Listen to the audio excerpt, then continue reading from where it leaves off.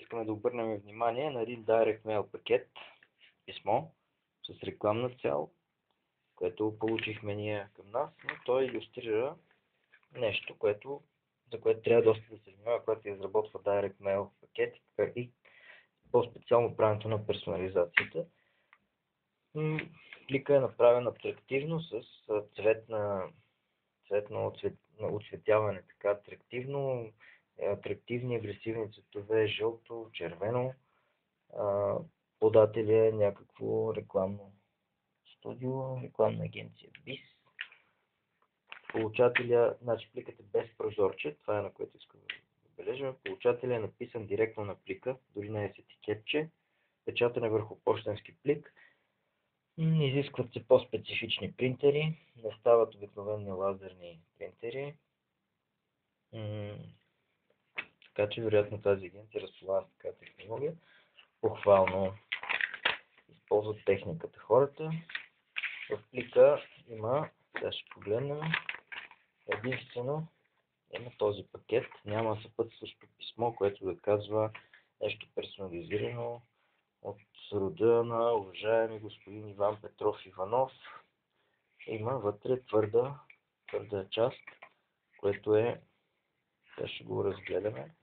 Значи има нещо, с което ни карат да се затрудниме, да махнем този плазгач, да си поиграеме, което значи, че ние инвестираме във време, за да разгадаеме. Инвестирането във време означава, че ще прочетеме каквото сме получили.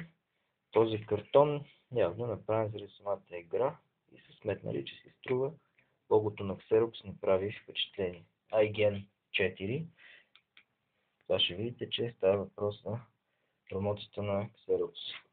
Всъщност, това е покана.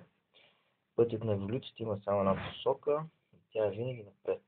Попадаме на Direct Mail, който е изготвен от фирма, която има средства за печатане на персонализирани неща.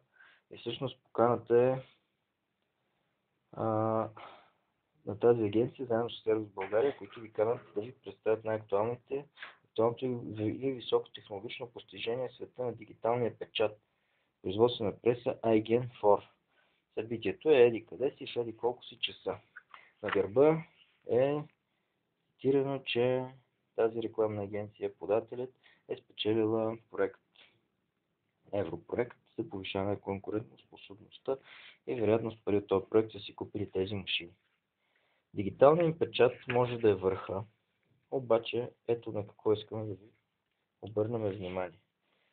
В поканата, в която има персонализация, похвално, ние непрекъснато хваляме персонализацията,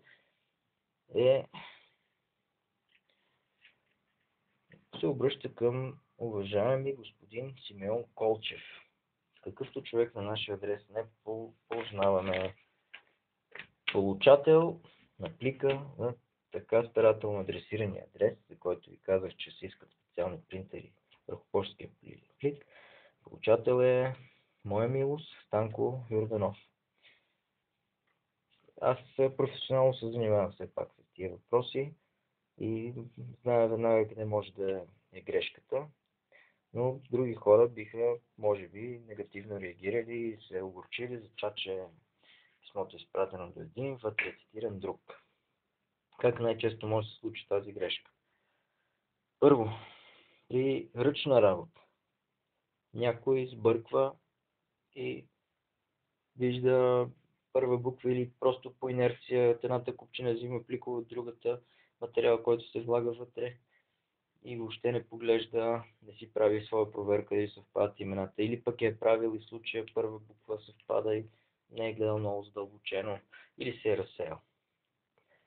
При машинната обработка, когато се комплектуват две неща в едно, се използват баркод технологии. Един и същ баркод кодира уникалността на този плик и уникалността на тая покана.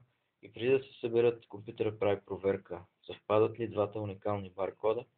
Ако да, ги събира машината. Ако не, се спира цялата машина, да се открие проблема. В тези случаи най-честото, което се случва е, че грешката се получава примерно в разминаване през едно. виждате, че по азбучен ред са еднакви. Някъде станала грешка. Може в някой плик да са пъхнати две покани. И от тук нататък плика на получателя се случва така, че следващия адресат ще бъде в плика на предходния получател. И това може да продължи цяла серия. Просто почти винаги се случва така, че един цял ред от хора биват сбъркани.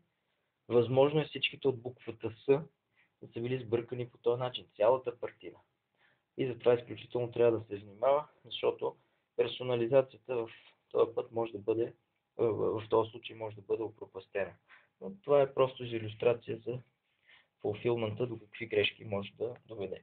Иначе похвално, персонализация върху твърд картон, персонализация върху пощенски плик. Това шестица, двойка за мърджането.